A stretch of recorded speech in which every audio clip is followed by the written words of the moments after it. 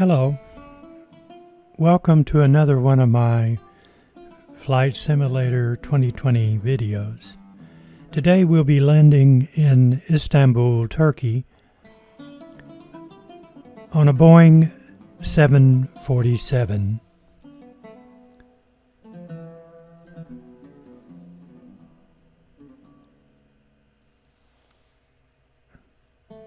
The last time I was in Istanbul was in June of 1966.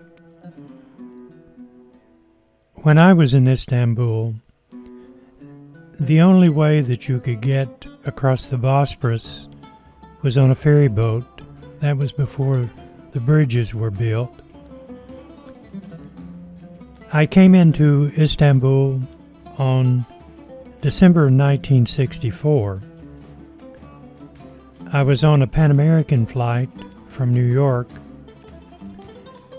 The itinerary, we came from New York on Pan American. We landed in Frankfurt, Germany. Then we were due to land in Austria. And due to inclement weather, the pilot came and said we would have to fly to Istanbul. So the people that were going to Austria, they were kind of unhappy because they were wanting to get home. And a little later on, the pilot came on the intercom and he said, due to inclement weather in Istanbul, we're going to Ankara. And from Istanbul, the flight, I think, went to Beirut. And the pilot said that they did not have enough fuel to get to Beirut, so they were going to have to land in Ankara. I had a map, found one of those maps in the back of the seat, and I took a handkerchief and started drawing an arc. And I had determined if he didn't have enough fuel to get to Beirut, he probably would run out of fuel before he got to Ankara. But anyway, by the time we got to Ankara, we were ahead of the weather front and we landed. And one of the Pan American representatives that was on site was getting hotel rooms for the people who needed to go back to Austria. And I thought that we probably would be in a motel in Ankara, or a hotel. And he informed me that THY was still flying. So he had us booked on a THY flight, an F-27, which is a great aircraft. I don't know when THY, I don't know if they're still in business. I don't know a lot of history about the airlines in Turkey. But anyway, we boarded the F-27 to leave Ankara for Istanbul. And by the time we got on the airplane, the weather front had caught up with us. And when we took off from Ankara, as soon as the aircraft was airborne, we were in the weather. I was sitting in a seat by a window, and the way I knew we were getting ready to land in Istanbul, now I may be a little bit mistaken, but I'm almost positive that we landed at this airport. And I was doing some research, and I know there's another airport, but anybody that's familiar with the area, I probably should have gotten all my ducks in a row before I did this video. But I was more or less concentrating on my first trip to Istanbul. So the first indication that I had that we were about to land in Istanbul is on that F-27. It's a high-winged airplane, and the gear comes out from under the engine pod, and I saw the gear start to go down, and so I knew we were going to land in Istanbul.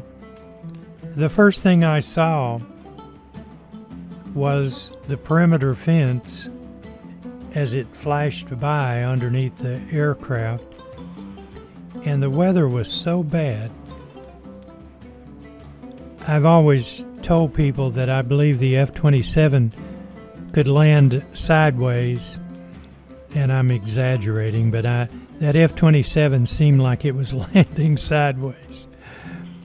And so anyway, the pilot did a masterful job landing the airplane, and everybody started to get off the aircraft, and I wanted to wait because I wanted to compliment the pilot.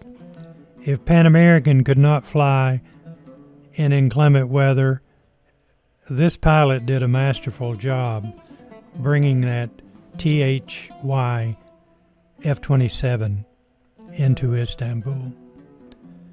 And that was December of '64. It was my first trip to Istanbul, and the weather was so bad, the ferry boat was not running.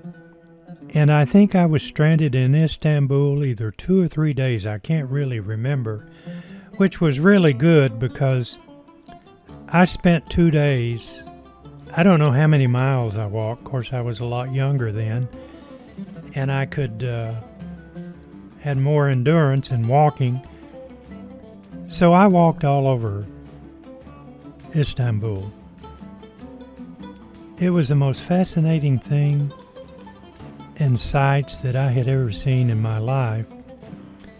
And finally, the weather cleared enough that we caught a ferry boat to Yalova, and we caught a bus to Karamsel.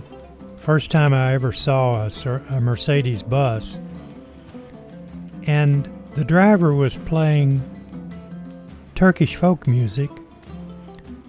And I've always loved music. And it had a special sound that just penetrated my brain. And I developed a like for that kind of music. I worked part-time in the Armed Forces Radio Service. My regular duties, I worked in the Customs Liaison section for the American military, and I had a lot of free time. So I was at the airport in Istanbul 3 or 4 times a month or more, sometimes a lot more.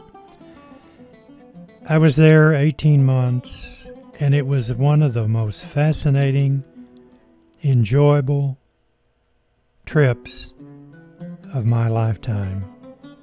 And I think of it often. I left in June of 1966.